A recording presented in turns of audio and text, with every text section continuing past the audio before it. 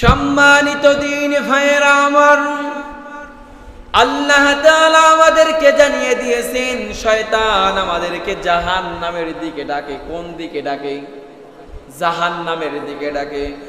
আল্লাহ তাআলা সূরাতুল ফাতিরের ভিতরে 6 নম্বর আয়াতে কারিমার ভিতরে রব আমাদেরকে জানিয়ে দিয়েছেন, ইন্নাশ শাইতানা লাকুম আদুওয়ান ফাত্তাখিযুহু আদুওয়া ইন্নামা ইয়াদউ হিজবাহু লিয়াকুনু মিন আসহাবিস সাঈর। আওয়াজ দিয়ে বলে আল্লাহু আকবার।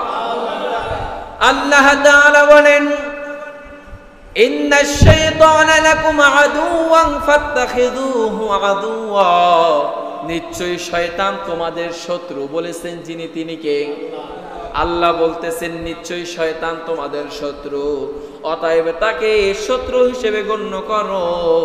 ইন্নামা ইয়াদউ হিজবাহু লিয়াকুনু মিন আসহাবিস সাঈর, সে তার দলবলকে কেবল এজন্যই ডাকে যাতে তারা জ্বলন্ত আগুনের অধিবাসী হতে পারে। শয়তান তার অধিবাসীকে ডাকে যাতে এই মানুষগুলো, এই অধিবাসীগুলো জাহান্নামের জন্য, জাহান্নামের আগুনের অধিবাসী হতে পারে। এজন্য শয়তান সব সময় ডাকে, ঠিক কি না বলেন?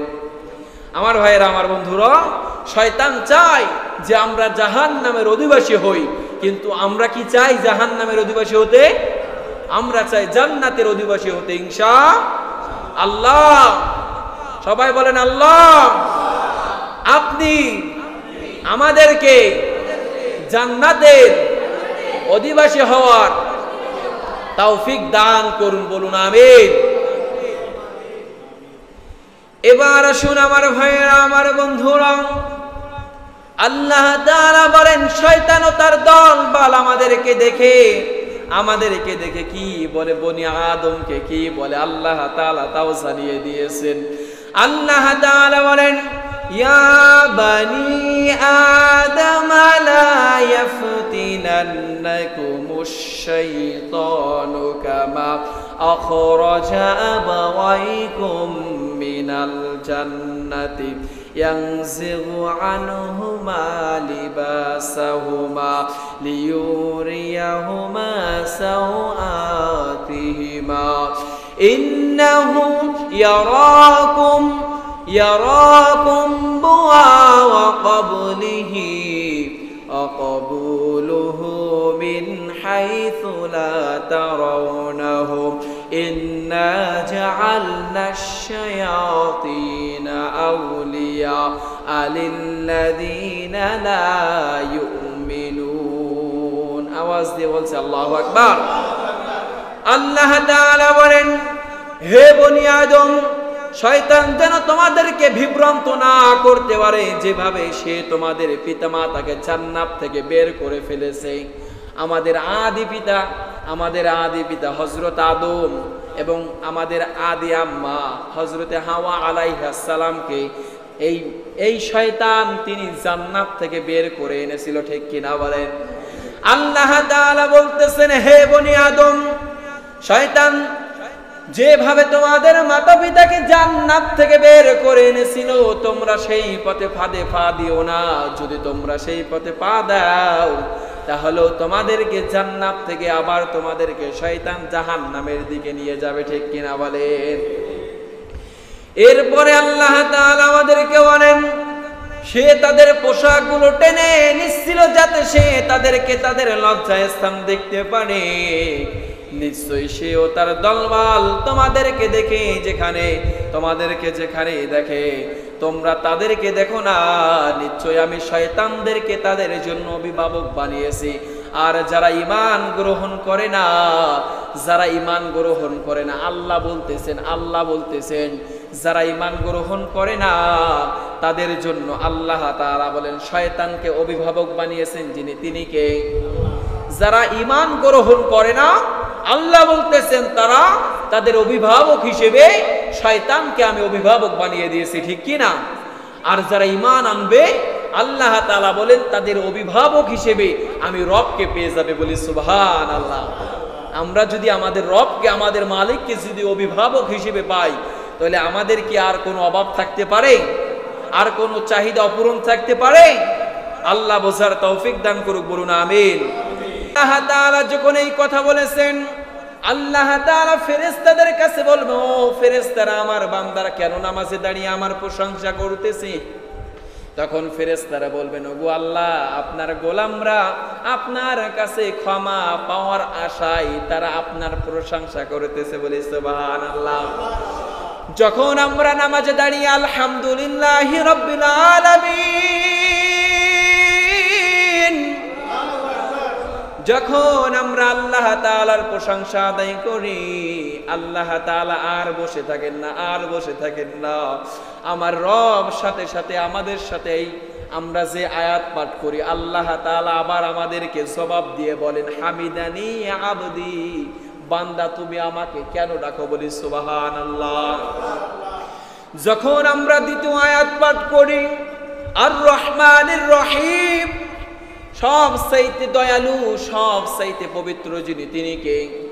আবার ফেরেশতাদের কাছে বলে, আল্লাহ বলতেছেন, ও আমার ফেরেশতারা, আমার বান্দা রহমানির রহিম বলতেছে, আমার বান্দা আমাকে পবিত্রতা ঘোষণা করতেছে, তুমি শুনে রাখো, আসনা আলাইয়া আবদি, আমার বান্দার সব কথাগুলো আমি শুনতেছি, সব কথাগুলো আমি মেনে নিলাম, বলি সুবহানাল্লাহ।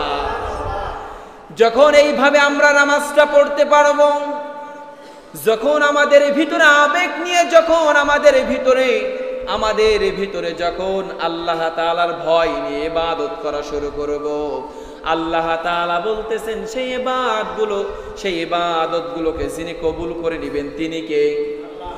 আমার বাবাজিরা, আমার ভাইয়েরা, যেই কথা বলেছিলাম, হেদায়েতের মোকাবিলায় পথ ভ্রষ্টতা আমাদেরকে গ্রহণ করা যাবে না, আমাদেরকে শয়তানের দলের অনুসরণ করা যাবে না, আমাদেরকে শয়তানের কথাগুলো মেনে নেওয়া যাবে না। যদি আমি আপনি শয়তানের অনুসরণ করি, শয়তানের অনুকরণ করি, তাহলে আমাদের ইবাদতগুলোকে যিনি নষ্ট করে দিবেন তিনি কে? আমাদের ইবাদতগুলো নষ্ট হয়ে যাবে যদি আমরা হেদায়েতের মোকাবিলায় পথ ভ্রষ্টতা গ্রহণ করে ফেলি। তাহলে আমার বাবাজিরা, আমার ভাইরা, 2 নাম্বার, রমজানের পরে আমাদেরকে হেদায়েতের মোকাবিলায় পথ ভ্রষ্টতা গ্রহণ করা যাবে। আল্লাহ আমল করা তৌফিক দান করুক, পড়ছি আমিন। এবার আসুন আমার ভাইয়েরা, আমার বন্ধুরা, রাসূল সাল্লাল্লাহু আলাইহি ওয়াসাল্লাম আমাদেরকে জানিয়ে দিয়েছেন, ইবনে কাসিরের বর্ণনায় একটা বর্ণনা এসেছে, যারা ফেরেশতাদের, যারা শয়তানের অনুসরণ করবে, তাদের দোয়াগুলো যিনি কবুল করবেন না তিনি কে? হযরতে মূসা আলাইহিস সালাতু ওয়াস সালাম শক্তিশালী লোকদের বিরুদ্ধে যুদ্ধে বের হলেন। তখন লোকেরা তার কাছে এসে বলল, তোমরা দোয়া করতে থাকো। ওই যুগে একজন ব্যক্তি ছিল, যিনি আল্লাহ তাআলার কাছে দোয়া করলে আল্লাহ তাআলা সাথে সাথে তার দোয়াগুলোকে কবুল করে নিতেন, বলি সুবহানাল্লাহ। যখন হযরত মূসা আলাইহিস সালাতু ওয়াস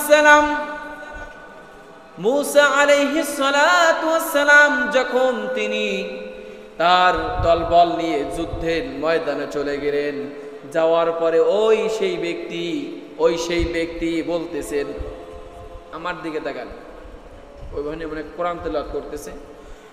যখন মূসা আলাইহিস সালাতু ওয়াস সালাম দলবল নিয়ে যুদ্ধের ময়দানে চলে গেলেন, কিন্তু ওই যুগে একজন লোক ছিল, একজন আবেদ ছিল, যিনি দোয়া কবুল করতে দেরি হতো। এখন ওই শত্রুরা ওই লোককে চাপ দিচ্ছেন, শত্রুরা ওই লোককে বলতেছেন, মূসা আলাইহিস সালাতু ওয়াস সালাম তো আমাদেরকে ধ্বংস করে ফেলবে। কাফেররা সেই ব্যক্তির কাছে গিয়ে বলতেছে, তুমি মূসা আলাইহিস সালাতু ওয়াস সালামের বিরুদ্ধে আল্লাহ তাআলার কাছে দোয়া করো, বলি নাউজুবিল্লাহ। ওই আবেদ বলতেছেন, আমি যদি মূসা আলাইহিস সালাতু ওয়াস সালামের বিরুদ্ধে যদি আল্লাহ তাআলার কাছে দোয়া করি, আল্লাহ তাআলা তো একজন পয়গাম্বার, আল্লাহ তাআলার একজন নবী, আল্লাহ তাআলা আমার এই দোয়াকে কবুল করবে? এই দোয়া কবুল করবে না।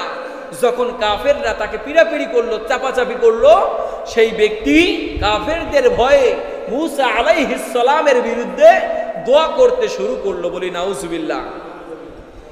এর আগে উনি যত দোয়া করেছেন আল্লাহ তাআলার সাথে সাথে সব দোয়াগুলোকে কবুল করে নিয়েছেন, কিন্তু যখন নবী আলাইহিস সালামের বিরুদ্ধে দোয়া করেছেন আল্লাহ তাআলা তার দোয়াকে ফেরত দিয়ে দিয়েছেন, তার দোয়ার কবুল করে।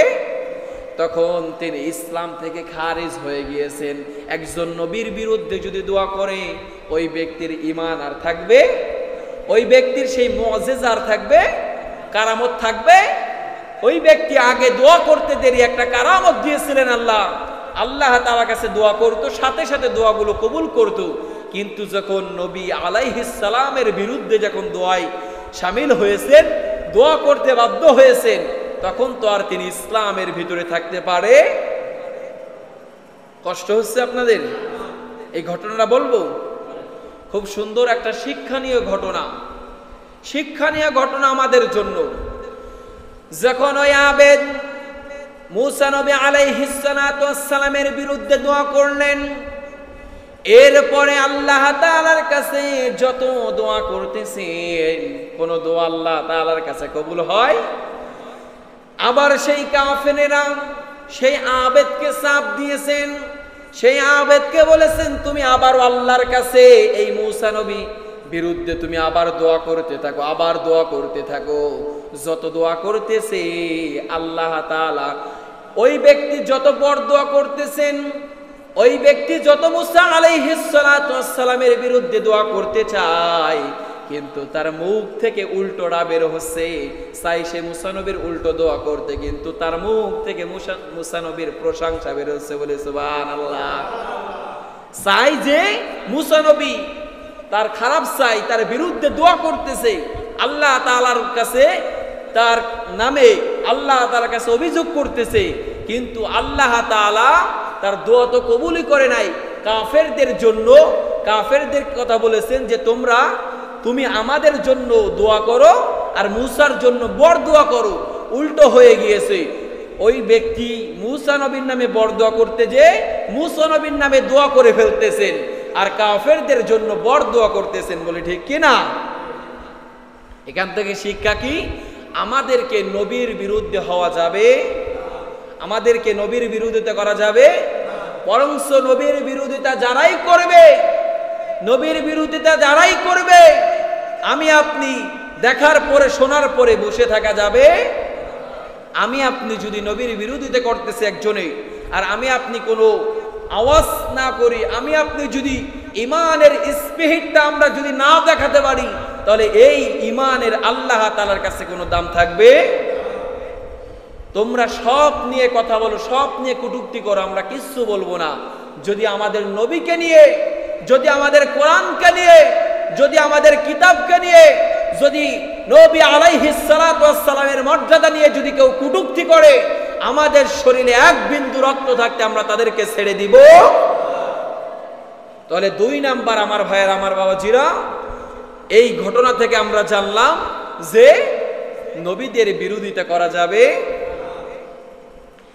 এবার আসুন আমার ভাইয়েরা, আমার বন্ধুরা, আবার আল্লাহ তাআলা জানিয়ে দিয়েছেন কোরআন আল কারীমের সূরাতুল আ'রাফের 176 নম্বর আয়াতে কারিমার ভিতর আল্লাহ তাআলা জানিয়ে দিয়েছেন ওয়ালাউ শি'না লারাফা'নাহু বিহা ওয়ালাকিন্নাহু আখলাদা ইলাল আরদি ওয়াত্তাবিহু।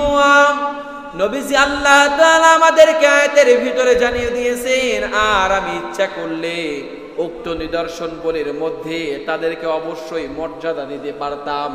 আল্লাহ তাআলা বলতেছেন আমি চাইলে তাদেরকে উচ্চ মর্যাদা দান যিনি করতে পারতেন তিনি কে? আল্লাহ তাআলা বলতেছেন কিন্তু সে পৃথিবীর প্রতি ঝুঁকে পড়েছে।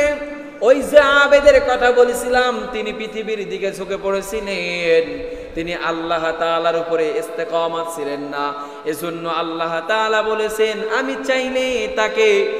চাইলে তাকে উচ্চ মর্যাদা দান করতে পারতাম, কিন্তু যখন ওই ব্যক্তি সেই আবেদ আল্লাহ তাআলার থেকে সরে গিয়েছে, পৃথিবীর প্রতি ঝুঁকে পড়েছে, সে নিজের প্রবৃত্তি অনুসরণ করেছে, সুতরাং দৃষ্টি হচ্ছে কুকুরের মতো হয়ে যাবে।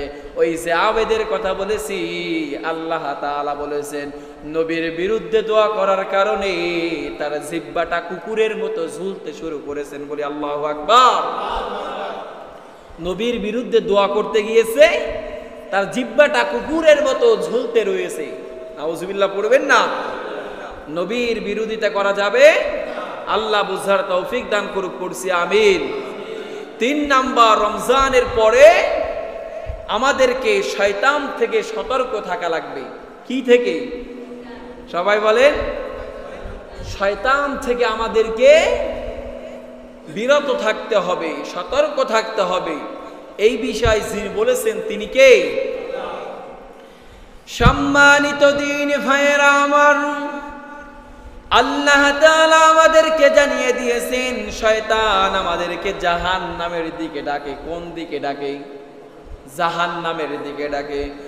আল্লাহ তাআলা সূরাতুল ফাতিরের ভিতরে 6 নাম্বার আয়াতে কারিমার ভিতরে রব আমাদেরকে জানিয়ে দিয়েছেন ইন্নাশ শাইতানা লাকুম আদুওয়ান ফাত্তাখিযুহু আদুওয়া ইন্নামা ইয়াদউ হিজবাহু লিয়াকুনু মিন আসহাবিস সাঈর। আওয়াজ দিয়ে বলে আল্লাহু আকবার।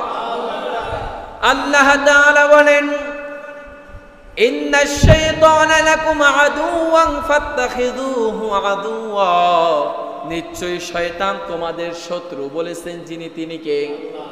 আল্লাহ বলতেছেন নিশ্চয়ই শয়তান তোমাদের শত্রু, অতএব তাকে শত্রু হিসেবে গণ্য করো। ইন্নামা ইয়াদউ হিজবাহু লিয়াকুনু মিন আসহাবিস সাঈর, সে তার দলবলকে কেবল এজন্যই ডাকে যাতে তারা জ্বলন্ত আগুনের অধিবাসী হতে পারে। শয়তান তার অধিবাসীকে ডাকে যাতে এই মানুষগুলো, এই অধিবাসীগুলো জাহান্নামের জন্য, জাহান্নামের আগুনের অধিবাসী হতে পারে। এজন্য শয়তান সব সময় ডাকে, ঠিক কি না বলেন? আমার ভাইয়েরা, আমার বন্ধুরা, শয়তান চায় যে আমরা জাহান্নামের অধিবাসী হই, কিন্তু আমরা কি চাই জাহান্নামের অধিবাসী হতে? আমরা চাই জান্নাতের অধিবাসী হতে ইনশাআল্লাহ। সবাই বলেন আল্লাহ। আপনি আমাদেরকে জান্নাতের অধিবাসী হওয়ার তৌফিক দান করুন, বলুন আমিন। এবার আসুন আমার ভাইয়েরা, আমার বন্ধুরা, আল্লাহ তাআলা বলেন শয়তান ও তার দল বল আমাদেরকে দেখে কি বলে? বনি আদমকে কি বলে? আল্লাহ তাআলা তাও জানিয়ে দিয়েছেন। আল্লাহ তাআলা বলেন ইয়া বানি আদম লা ইয়াফতিনান্নাকুমুশ শাইতানু কামা আখরাজা আবাওয়াইকুম মিনাল জান্নাতি ইয়ানজিগু আনহুমা লিবাসাহুমা লিয়ুরিয়াহুমা সাওআতিহিমা ইন্নাহু ইয়ারাকুম বুয়া ওয়া ক্বাবলুহু মিন হাইথু লা তারাওনাহুম ইন্না জাআলনাশ শায়াতিনা আউলিয়া লিল্লাযীনা লা ইউমিনুন। আওয়াজ দিয়ে বলছে আল্লাহু আকবার। আল্লাহ তাআলা বলেন হে বনি আদম, শয়তান যেন তোমাদেরকে বিভ্রান্ত না করতে পারে, যেভাবে সে তোমাদের পিতামাতাকে জান্নাত থেকে বের করে ফেলেছে। আমাদের আদি পিতা হযরত আদম এবং আমাদের আদি আম্মা হযরতে হাওয়া আলাইহিস সালামকে এই শয়তান তিনি জান্নাত থেকে বের করে এনেছিল, ঠিক কিনা বলেন? আল্লাহ তাআলা বলতেছেন হে বনি আদম, শয়তান যেভাবে তোমাদের মাতা পিতাকে জান্নাত থেকে বের করে এনেছিল, তোমরা সেই পথে ফাঁদে পা দিও না। যদি তোমরা সেই পথে পা দাও তাহলে তোমাদেরকে জান্নাত থেকে আবার তোমাদেরকে শয়তান জাহান্নামের দিকে নিয়ে যাবে, ঠিক কিনা বলেন? এরপরে আল্লাহ তাআলা আমাদেরকে বলেন, সে তাদের পোশাকগুলো টেনে নিচ্ছিল যাতে সে তাদেরকে তাদের লজ্জায় স্থান দেখতে পারে। নিশ্চয়ই সে ও তার দলবল তোমাদেরকে দেখে যেখানে দেখে তোমরা তাদেরকে দেখো না। নিশ্চয়ই আমি শয়তানদেরকে তাদের জন্য অভিভাবক বানিয়েছি। আর যারা ঈমান গ্রহণ করে না, আল্লাহ বলতেছেন যারা ঈমান গ্রহণ করে না তাদের জন্য আল্লাহ তাআলা বলেন শয়তানকে অভিভাবক বানিয়েছেন তিনি কে? যারা ঈমান গ্রহণ করে না, আল্লাহ বলতেছেন তাদের অভিভাবক হিসেবে শয়তানকে আমি অভিভাবক বানিয়ে দিয়েছি, ঠিক কি না? আর যারা ঈমান আনবে, আল্লাহ তাআলা বলেন তাদের অভিভাবক হিসেবে আমি রবকে পেয়ে যাবে, বলি সুবহানাল্লাহ। আমরা যদি আমাদের রবকে, আমাদের মালিককে যদি অভিভাবক হিসেবে পাই, তাহলে আমাদের কি আর কোনো অভাব থাকতে পারে? আর কোনো চাহিদা অপূরণ থাকতে পারে? আল্লাহ বোঝার তৌফিক দান করুক, বলুন আমিন। এরপরে আল্লাহ তাআলা আমাদেরকে জানিয়ে দিয়েছেন শয়তান আমাদেরকে চারদিক থেকে ধোঁকা দেয়। আল্লাহ তাআলা বলেন, সুম্মা লাআতিয়ান্নাহুম মিন বাইনি আইদিহিম ওয়া মিন খালফিহিম ওয়া আন আইমানিহিম ওয়া আন শামাইলিহিম ওয়া লা তাজিদু আকসারাহুম শাকিরিন। আল্লাহু আকবার। আল্লাহ তাআলা বলেন, তারপর অবশ্যই তাদের নিকট উপস্থিত হব, যাদের সামনে থেকে ও পিছন থেকে এবং ডান দিক থেকে বাম দিক থেকে, আর আপনি তাদের অধিকাংশকেই কৃতজ্ঞতা পাবেন না। আল্লাহ তাআলা নবীজিকে বলতেছেন, আপনি অনেককেই দেখবেন ডান দিক থেকে বাম দিক থেকে পিছন থেকে সামনের দিক থেকে অনেকেই শয়তানের অনুসরণ করতেছে। আপনি তাদেরকে ঈমানদার হিসেবে পাবেন, তাদেরকে আপনি কৃতজ্ঞতা হিসেবে পাবেন না। আল্লাহ তাআলা বলতেছেন, আল্লাহ তাআলা যাতে আমাদেরকে ঈমানদার হিসেবে আল্লাহর বন্ধু হওয়ার তৌফিক দান করুক, পড়ছে আমিন। এরপরে আল্লাহ তাআলা আবার জানিয়ে দিয়েছেন, নবীজি আমাদেরকে বলেন, শয়তান মানুষের শরীরের রক্তের মতো চলাচল করে। আমাদের শরীরের ভিতরে যেমন রক্ত চলাচল করে, আল্লাহ তাআলা শয়তানকে সেই শক্তি দিয়েছেন। আল্লাহ তাআলার কাছে শয়তান তিনটি জিনিস চেয়েছিলেন। কয়টি? এক নাম্বার, আল্লাহ তাআলার কাছে বলেছিল, ওগো আল্লাহ, আপনি আমাকে কিয়ামত পর্যন্ত হায়াত দান করুন। আল্লাহ তাআলা বলে, কি কেন দান করব? ওই যে আদম আলাইহিস সালাতু ওয়াস সালামকে সিজদা করে নাই, আল্লাহ তাআলা তখন তাকে ইবলিস বলে আল্লাহ তাআলা তাকে জান্নাত থেকে বের করে দিয়েছিল, ঠিক কি না বলেন? এই ইবলিস কিন্তু হাজার হাজার ফেরেশতাদের লিডার ছিল। এই ইবলিস এমন কোনো আমল নাই যে তিনি করে নাই। তাহাজ্জুদ বলেন, কোরআন বলেন, জিকির করেন, এমন করে ইবাদত নাই যে করে নাই। কিন্তু মনের ভিতর অহংকারী করার কারণে, আল্লাহ তাআলার হুকুম না মানার কারণে, আল্লাহ তাআলা তার অহংকার করার কারণে তাকে জান্নাত থেকে বের করে দিয়েছে। এরপরে আল্লাহ তাআলার কাছে বলেছেন, ওগো আল্লাহ, আমি যে এত হাজার হাজার বছর আপনার গোলামি করলাম, আপনার ইবাদত করলাম, এই উসিলায় কি আপনি আমাকে কিছু দিবেন না? আল্লাহ তাআলা বলতেছেন, তুমি কি চাও এই বদলে? এরপরে ওই শয়তান বলতেছে, ওগো আল্লাহ, আমি চাই কিয়ামত পর্যন্ত জীবিত থাকতে। কোন পর্যন্ত? কিয়ামত পর্যন্ত জীবিত থাকতে। আল্লাহ তাআলা বলতেছে, এটা তো কবুল করে নিলাম। দুই নাম্বার বলতেছে, ওগো আল্লাহ, আমি আপনার এই আদম সন্তানদেরকে তাদের শিরায় ঢুকে আমি তাদেরকে গুনাহ করব, তাদেরকে আমি জাহান্নামের দিকে নিয়ে। আল্লাহ তাআলা বলতেছেন, এটাও থেকে কবুল করে নিলাম। এইভাবে তিনি বলতেছেন, আল্লাহ তাআলা বলতেছেন, ও শয়তান, তুমি শুনে রাখো, তুমি আমার গোলামদেরকে জাহান্নামের দিকে নিয়ে যাবা। আর আমার গোলামেরা যখন আমার কাছে তাওবা করবে, আমি আমার গোলামদেরকে সাথে সাথে মাফ করে দিব। আমরা জীবনে অনেক গুনাহ করেছি না? শয়তানের ধোঁকায় পড়ে গুনাহ করে ফেলেছি না? আল্লাহ বলতেছেন শয়তান আল্লাহর কাছে বলেছে, আল্লাহ আপনার এই সন্তান, আল্লাহর কাছে বলেছে আপনার এই সৃষ্টিকে, আপনার এই আদম সন্তানদেরকে তাদের শিরায় উপশিরায় ঢুকে ঢুকে আমি তাদেরকে গুনাহের কাজ করাবো, তাদেরকে আমি জিনার সাথে লিপ্ত করাবো, আমি তাদেরকে শিরিকের সাথে লিপ্ত করাবো, আমি তাদেরকে নামাজ না পড়বে, নামাজ ছেড়ে দেওয়া সেই গুনার সাথে লিপ্ত করব এবং অনেক অপবাদের ভিতর অনেক অপরাধী বানিয়ে ফেলবো। আল্লাহ বলেছেন তুমি যাই করো না কেন, আমার গোলামেরা যখন আমার কাছে চোখের পানি ছেড়ে, যখন এক ফোঁটা চোখের পানি ছেড়ে আমার কাছে দোয়া করবে, আমি রব তার জীবনের সব গুনাহ ক্ষমা করে দেব। বলি সুবহানাল্লাহ। তাহলে আমার ভাইয়ের, আমার বন্ধুরা, শয়তানের চক্রান্ত কিন্তু বড়ই। শয়তান মানুষের শরীরের রক্তের ভিতরে, রক্ত যেমন চলাচল করে আমাদের ভিতরেও শয়তান তেমনি ভাবে চলাচল। এজন্য আমাদেরকে 3 নাম্বার যে আমলটা করতে হবে নবীজি আমাদেরকে জানিয়ে দিয়েছেন, শয়তান থেকে আমাদেরকে সতর্ক অবলম্বন করতে হবে। আল্লাহ সকলকে আমল করার তৌফিক দান করুক, পড়ছি আমিন। 4 নাম্বার গুরুত্বপূর্ণ একটি পয়েন্ট, রমজানের পরে এই আমলটা আমরা কখনো ছাড়বো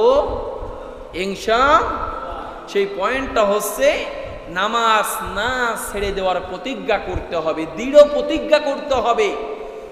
যেমনি ভাবে আপনারা রমজান মাসে 5 ওয়াক্ত সালাত মসজিদে এসে আদায় করতেছেন, এটা প্রতিজ্ঞা করতে হবে।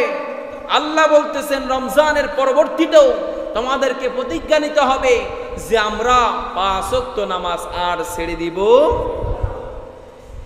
এবার আসুন আমার ভাইয়েরা, আমার বন্ধুরা, আল্লাহ তাআলা আমাদেরকে জানিয়ে দিয়েছেন সূরাতুল বাকারার ভিতরে 238 নম্বর আয়াতে কারিমার ভিতরে চমৎকার করে জানিয়ে দিয়েছেন, হাফিযু আলাস সালাতি ওয়াস সালাতিল উসতা aqumu লিল্লাহি কানিতিন। আল্লাহু আকবার।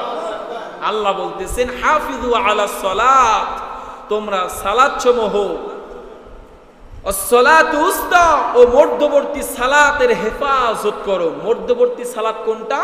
5 ওয়াক্ত সালাতের ভিতরে মধ্যবর্তী সালাত আসরের সালাত। কোন সালাত?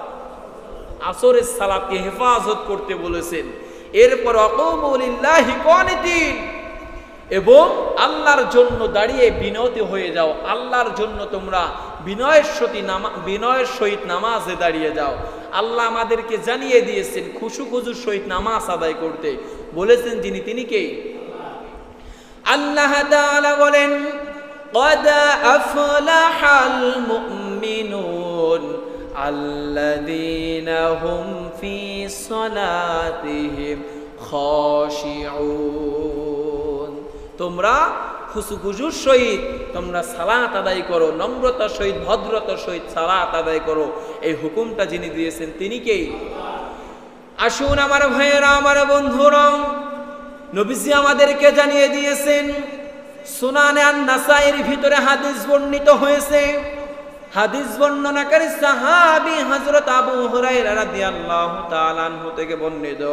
নবীজি আমাদেরকে জানিয়ে দিয়েছেন, আউয়ালু মা ইউহাসাবু বিহিল আবদু ইয়াউমাল কিয়ামাতি আস-সালাহ। কিয়ামতের দিন সর্বপ্রথম বান্দার কাছ থেকে সালাতের হিসাব যিনি নেবেন তিনি কে? এজন্য আমার বাবাজিরা, রমজানের পরে নামাজ ছেড়ে দেওয়া যাবে। কবরের ভিতরে, কবরের প্রশ্নের পরে আমার আপনার কাছ থেকে যে হিসাবটা নেবে সেই হিসাবটার নাম কি? সবাই বলেন নাম কি? নামাজের হিসাব নেবে। এই জন্য রমজানের পরবর্তীতে নামাজ ছেড়ে দেওয়া যাবে, প্রতিজ্ঞা করতে হবে। আসুন আমার ভাইয়েরা, আমার বন্ধুরা, নামাজ যদি আমরা না ছেড়ে দিই এর কি ফজিলত নবীজি আমাদেরকে জানিয়ে দিয়েছেন। কিয়ামতের দিন মানুষের আমলের মধ্যে সর্বপ্রথম আমলের হিসাব নিকাশ নেওয়া হবে। যদি সালাত পরিপূর্ণরূপে পাওয়া যায় তবে তা পরিপূর্ণ লেখা হবে। আমার আপনার আমলের ভিতরে যদি সালাত পরিপূর্ণ থাকে তাহলে ফেরেশতারা পরিপূর্ণ আমল লিখে থাকবে। আর যদি আমল যদি কমতি থাকে তাহলে ফেরেশতারা কম লিখবে। বলেছেন যিনি তিনি কে? কিন্তু আল্লাহর গোলামদেরকে তো আল্লাহ তাআলা জাহান্নামের আসামি বানাতে চায় না। যখন আমাদের সালাত কমতি পাবে আল্লাহ তাআলা ফেরেশতাদের কাছে বলবে, ও ফেরেশতারা, আমার বান্দার আমলের ভিতরে দেখো তো কোনো নফল সালাত আছে কিনা। কি সালাত? নফল নামাজ আছে কিনা একটু দেখো তো। যদি নফল নামাজ দেখে তখন আল্লাহর কাছে বলবো, গো আল্লাহ, আপনার গোলামের আমল নামার ভিতরে তো নফল নামাজ আছে। আল্লাহ বলবেন যে ফরজের বদলে নফলগুলো নিয়ে ফরজের জায়গাগুলো ফিল আপ করে দাও আর আমার বান্দাকে জান্নাতি বানিয়ে দাও। বলি সুবহানাল্লাহ। নামাজ হেফাজত করতে পারবো তো? নামাজকে হেফাজত করতে হবে। আল্লাহ তাআলা এই আমলটি আমাদের সকলকে করার তৌফিক দান করুক, পড়ছি আমিন। আর যারা নবীজি বলেছেন যারা আসরের সালাত ছেড়ে দেয়, যারা আসরের সালাত ছেড়ে দিবে তারা হচ্ছে মুনাফিক। তারা কি? আসরের সালাত একটি গুরুত্বপূর্ণ সালাত। এই অন্য আপনি ফজরের সালাত ছেড়ে দিবেন, নবীজি বলেছেন ফজর এবং আসরের সালাত যেই ব্যক্তি ছেড়ে দেয় ওই ব্যক্তির ভিতরে আর মুনাফিকের ভিতরে কোনো পার্থক্য থাকতে পারে? জোহরের সালাত ছেড়ে দেন, আপনাকে মুনাফিক বলা হবে না। কিন্তু আপনি যদি ইচ্ছাকৃতভাবে ফজরের সালাত আর আসরের সালাতগুলো প্রতিনিয়ত ছেড়ে দেন, আপনি মুনাফিক হয়ে যাবেন। আমি মুনাফিক হয়ে যাব বলেছেন মুহাম্মদ সাল্লাল্লাহু আলাইহি ওয়াসাল্লাম। তাহলে আর বললাম না নামাজ সম্পর্কে। এরপরে আমাদেরকে 5 নাম্বার যে আমলটা করতে হবে রমজানের পরে, কোরআন পরিত্যাগ না করা, বেশি বেশি কোরআন তেলাওয়াত করা।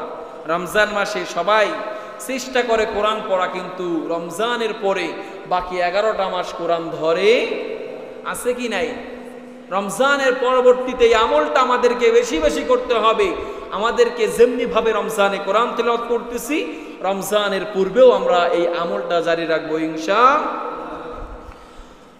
এবার শুন আমার ভাইয়েরা, আমার বন্ধুরা, যারা কোরআন পরিত্যাগ করবে আল্লাহ তাআলা সূরাতুল ফুরকানের ভিতরে আমাদেরকে জানিয়ে দিয়েছেন, অকালার রাসূলু ইয়া রাব্বি ইন্না কওমি ইত্তাখাযু হাযাল কুরআনা মাহজুরা।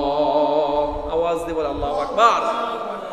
আল্লাহ তাআলা বলেন আর রাসূল বলবে, হে আমার রব, নিশ্চয় আমার কওম এই কোরআন পরিত্যাজ্য গণ্য করেছে।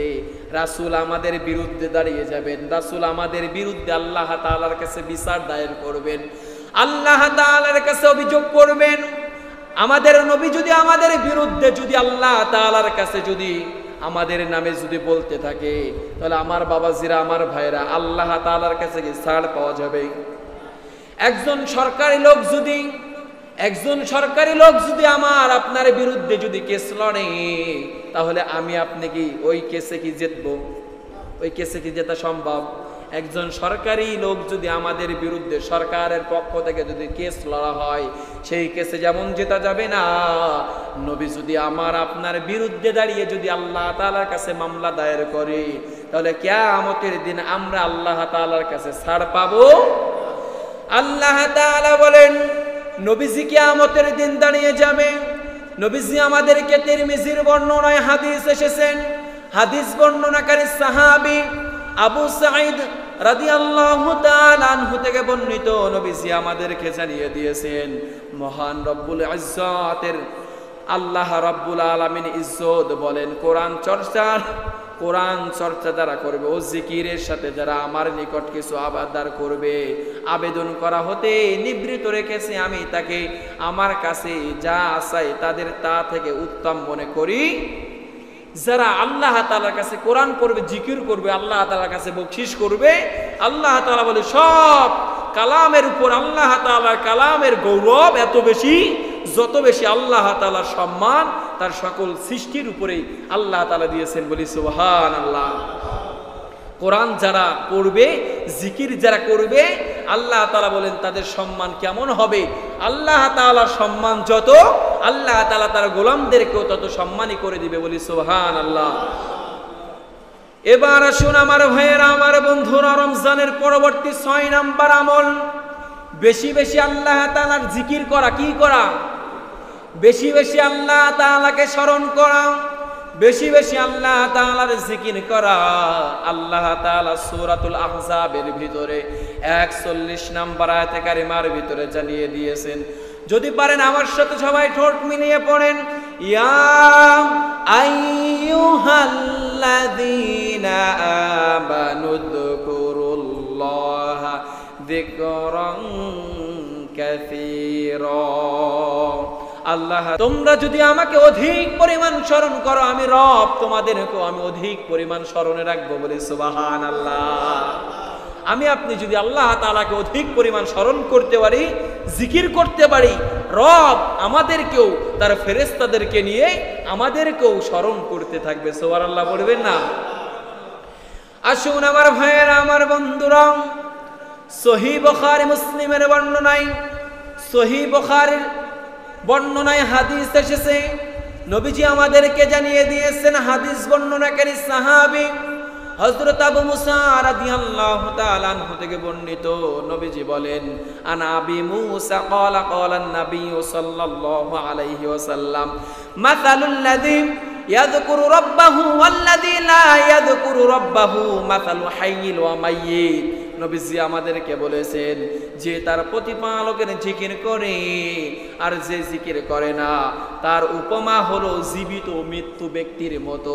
যেই ব্যক্তি আল্লাহ তাআলার জিকির করে, আল্লাহ তাআলাকে স্মরণ করে, নবীজি বলেছেন তার উপমা হলো ওই জীবিত ব্যক্তি যেমন আছে ওই ব্যক্তির মতো। আর যারা আল্লাহ তাআলার জিকির করে না, ওই ব্যক্তির কলব হচ্ছে মৃত মানুষের মতো, মৃত করে দিয়েছেন যিনি, তিনি কে? আমরা রমজানের পরে এই আমলটা বেশি বেশি করব, আল্লাহ তাআলাকে অধিক পরিমাণ স্মরণ করব ইনশাআল্লাহ। আর অনেক হাদিস আছে, যেহেতু আমি লম্বা করতে যাচ্ছি না, অনেক সময় বসে রয়েছেন, সংক্ষেপ করে ফেলবো। রমজানের পরে 7 নাম্বার যে আমলটা আমরা ছাড়বো না, সত্যবাদীদেরকে আমরা অবলম্বন করব, সত্যবাদীদের পক্ষে থাকবো। যিনি বলেছেন তিনি কে? আল্লাহ তাআলা কোরআনুল কারীমের 9 নম্বর সূরা সূরাতুত তাওবার ভিতরে আমাদেরকে জানিয়ে দিয়েছেন। যদি পারেন আমার সাথে সবাই পড়েন, ইয়া আইয়ুহাল্লাযীনা আমানু তাকুল্লাহা ওয়া কুনু মা'আস সাদিকিন। আল্লাহ তাআলা আয়াতের ভিতরে জানিয়ে দিয়েছেন, হে মুমিনগণ, তোমরা আল্লাহর তাকওয়া অবলম্বন করো, আকুনু মা'আস সাদিকিন। যদি তাকওয়া অবলম্বন করতে পারো, তাহলে তোমরা সত্যবাদীদের সাথে থাকো। বলি সুবহানাল্লাহ। আল্লাহ তাআলা বলেছেন তোমরা সত্যবাদীদের সাথে থাকো। আমরা সত্যবাদীদের সাথে থাকবো ইনশাআল্লাহ। মিথ্যার আশ্রয় নিব, মিথ্যাবাদীদের সাথে আমাদের কোনো সম্পর্ক থাকতে পারে? সত্য কথা বলার জন্য যদি জীবন চলে যায়, সত্য কথা বলার জন্য যদি জীবন দিতে হয়, কোরআনের সহি কথা বলার জন্য যদি জীবন দেওয়ার প্রয়োজন হয়, জীবন দিব, রক্ত দিব, কিন্তু বাতিলের সামনে মাথা নত করব না। ঠিক কিনা বলে? আমরা সত্যর সাথে মিথ্যার সাথে আমরা কোনো আপোষ করব? মিথ্যের সাথে আমরা কখনো তাদের সাথে যে সংস্পর্শ হব, মিথ্যার সাথে যারাই মিলিত হবে, নবীজি বলেছেন তাদের উপরে যিনি গজব দিবেন তিনি কে? যেমনি ভাবে যুগে যুগে আল্লাহ তাআলা লূত আলাইহিস সালাতু ওয়াস সালামের কওমকে আল্লাহ তাআলা ধ্বংস করেছিল, গজব দিয়ে ধ্বংস করে দিয়েছিল, আজও যারা মিথ্যার সাথে মিথ্যার আশ্রয় নিবে, আল্লাহ তাআলা সেম তাদের মতো আমাদেরকেও ধ্বংস করে ছাড়বেন। ঠিক কি না? এজন্য আমার ভাইয়ের, আমার বাবাজিরা, রমজানের পরে মিথ্যার সাথে আমাদেরকে কোনো আশ্রয় নেওয়া যাবে, সত্যবাদীদের সাথে থাকতে হবে। আল্লাহ কবুল করুক, পড়ছি আমিন। লাস্ট যেই পয়েন্টটা বলবো, রমজানের পরে যদি সাধ্য থাকে, যদি শরীরে সেই শক্তি থাকে, সেই ক্ষমতা থাকে, নবীজি বলেছেন শাওয়াল মাসের 6টি রোজা রাখো। কয়টি রোজা? আমরা কিন্তু সবাই 30টে রোজা রাখার পরে এই রোজাগুলো আমরা ছেড়ে দিই, আছে কি নাই? 6টি রোজা রাখেন। নবীজি বলেছেন যেই ব্যক্তি 6টি রোজা রাখতে পারবে, ওই ব্যক্তির আমলনামায় যিনি পুরো বছরের রোজার সব যিনি লিখবেন তিনি কে? আপনি এই 6টি রোজা রাখবেন। এই 6টি রোজা রাখার কারণে আপনার আমলনামায়, আমার আমলনামায় যিনি 1 বছরের রোজা রাখার সব যিনি দান করবেন তিনি কে? সুবহানাল্লাহ পড়বেন না? এবার আসুন আমার ভাইয়েরা, আমার বন্ধুরা, সহিহ মুসলিমের বর্ণনায় হাদিস এসেছে, নবীজি আমাদেরকে জানিয়ে দিয়েছেন ঈদের পরে আমাদেরকে, রমজানের পরে এই আমলটা কখনো তোমরা ছেড়ে দিও না। শাওয়ালের 6টি রোজা রাখো। রোজা রাখলে কি হবে? সহিহ মুসলিমের বর্ণনায় হাদিস এসেছে, হাদিস বর্ণনাকারী সাহাবী হযরত আবু আইয়ুব আল আনসারী রাদিয়াল্লাহু তাআলা আনহু থেকে বর্ণিত, নবীজি আমাদেরকে জানিয়ে দিয়েছেন আন্নাহু হাদ্দাসাহু আন্না রাসূলুল্লাহ সাল্লাল্লাহু আলাইহি ওয়াসাল্লাম قال من صام رمضان ثم أتبعه ستا من شوال كان كصيام الدهر। নবীজি আমাদেরকে বলেছেন রমজান মাসের সিয়াম পালন করে, পরে শাওয়াল মাসে 6 দিন সিয়াম পালন করে, সারা বছর সম পালন করার সব যিনি আমলনামায় দিবেন তিনি কে? তাহলে আমরা এইটা প্রতিজ্ঞা নিব, এটা এখন থেকে আমরা চেষ্টা করব 30টি রমজান রাখার পরে, ঈদের সালাতের পরে, ঈদের পরের দিন বা যে কোনো সময় শাওয়াল মাসের 30 দিনের ভিতরে 6টি রোজা রাখবো ইনশাআল্লাহ। আমি যে 8টা পয়েন্টের কথা বলেছিলাম, 8 নাম্বার পয়েন্ট শাওয়াল মাসে 6টি রোজা রাখা। আল্লাহ তাআলা আমাকে, আমার পরিবারকে আমল করার তৌফিক দান করুক, পড়ছি আমিন। এবং আমার যেই সমস্ত বাবাজিরা এতক্ষণ ধৈর্য ধারণ করে শুনেছেন, আমার কলিজার টুকরো যুবক ভাইরা শুনেছেন, আল্লাহ তাআলা তাদেরকে আমল করার তৌফিক দান করুক, পড়ছি আমিন। এবং আমি, আমার মনের বিশ্বাস, আমার এই মাইকের আলোচনাগুলো, মাইকের শব্দগুলো আমার মা বোনেরা শুনেছে, ঠিক কিনা বলেন?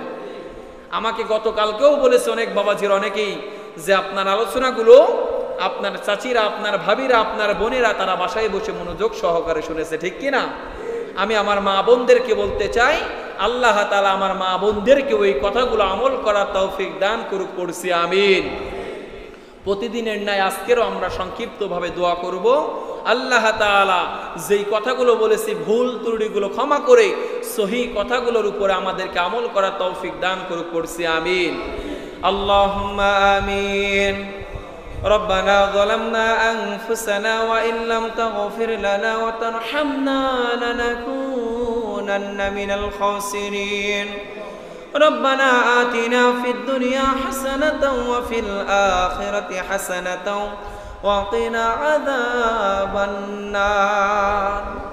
আবার খোদা রব্বুল আলামিন প্রতিবাই কয়েকজন গোলামের একত্রিত হয়ে পবিত্র জোহরের সালাত আদায়ের পরে মুসলিমায় কয়েকজন গোলামদেরকে নিয়ে মালিক কোরআন এবং হাদিসের কিছু কথা বলেছি, ভুল ত্রুটিগুলো ক্ষমা করে আপনি আমাদেরকে আমল করার তৌফিক দিয়া দিন।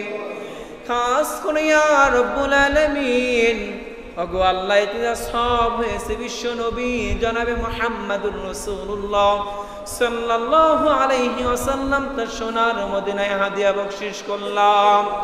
খাস করে ইয়া রব্বুল আলামিন, ওগো আল্লাহ, এটা সব হয়েছে আমরা যারা হাত তুলেছি মালিক, অনেকের আম্মা জান, আব্বা জান, দাদা দাদি, নানা নানি, চাচা চাচি, আত্মীয় স্বজন, পাড়া প্রতিবেশী, মাতৃকুল পিতৃকুল, শ্বশুরকুল শাশুড়িকুল, যারা যেখানে সেই তো প্রত্যেকের রহমত হাদিয়া বকশিশ করলাম।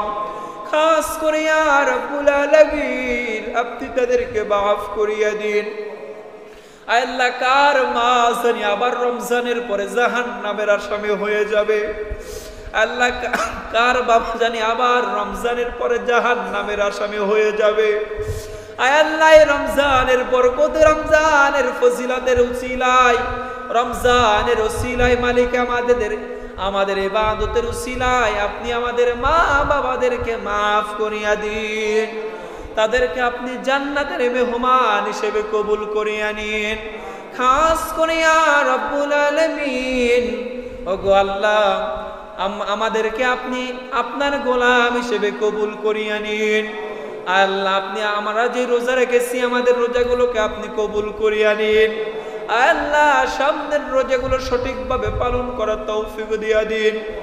আল্লাহ মাগফিরাতের 10 দিন চলতেছে মালিক, আর কিছুদিন পরেই তো রমজান আমাদের থেকে বিদায় নেবে মালিক। আল্লাহ রমজানের পরিপূর্ণ রহমত আমাদের উপরে আপনি দান করিয়া দিন। আল্লাহ আপনি আমাদের তারাবির সালাতগুলোকে কবুল করিয়া নিন। আল্লাহ সামনের তারাবির সালাতগুলো সুস্থতার সহিত আদায় করার তৌফিক দিয়া দিন। খাস করে ইয়া রব্বুল আলামিন, আমরা যারা হাত তুলেছি মালিক, অনেকের পরিবারের ভিতর অসুস্থ থাকতে পারে, আপনি সুস্থতার নিয়ামত দান করিয়া দিন। আল্লাহ আমরা যারা হাত তুলেছি মালিক, আমাদের ভিতরে যারা অসুস্থ আপনি তাদেরকে সুস্থতার নিয়ামত দান করিয়া দিন। ওগো আল্লাহ, আমাদের মসজিদের সভাপতি সাহেব দীর্ঘদিন যাবত অসুস্থ মালিক, আপনি তাকে পরিপূর্ণ সুস্থতার নিয়ামত দান করিয়া দিন। আল্লাহ সভাপতি সাহেবের স্ত্রী দীর্ঘদিন যাবত অসুস্থ মালিক, এই রোজার উসিলায় রমজানের বরকতে আপনি তাকে পরিপূর্ণ সুস্থতার নিয়ামত দান করিয়া দিন। আল্লাহ আপনি শেফায়ে আজেলা কামেলা দান করিয়া দিন। আল্লাহ সভাপতি সাহেবের একটা নাতি হয়েছে, আল্লাহ এই পুত্র সন্তান এবং তার পুত্রবধূকে আপনি সুস্থতার নিয়ামত দান করিয়া দিন।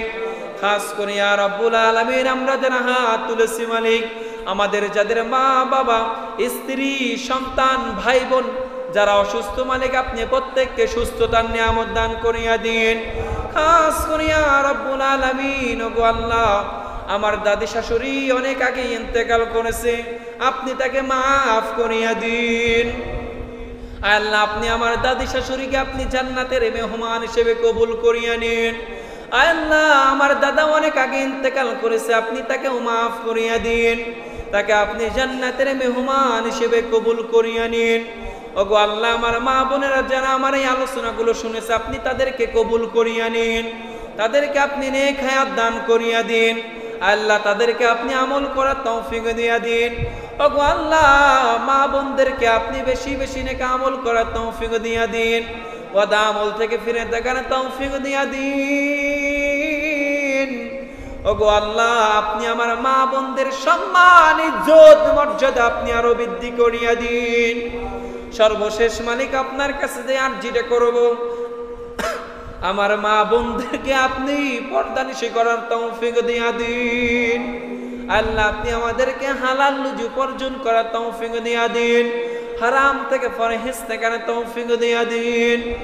রব্বিরহামহুমা কামা রব্বায়ানি সগীরা, রব্বিরহামহুমা কামা রব্বায়ানি সগীরা। সুবহান রাব্বিকা রাব্বিল ইজ্জাতি আম্মা ইয়াসিফুন ওয়া সালামুন আলাল মুরসালিন, আলহামদুলিল্লাহি রাব্বিল আলামিন।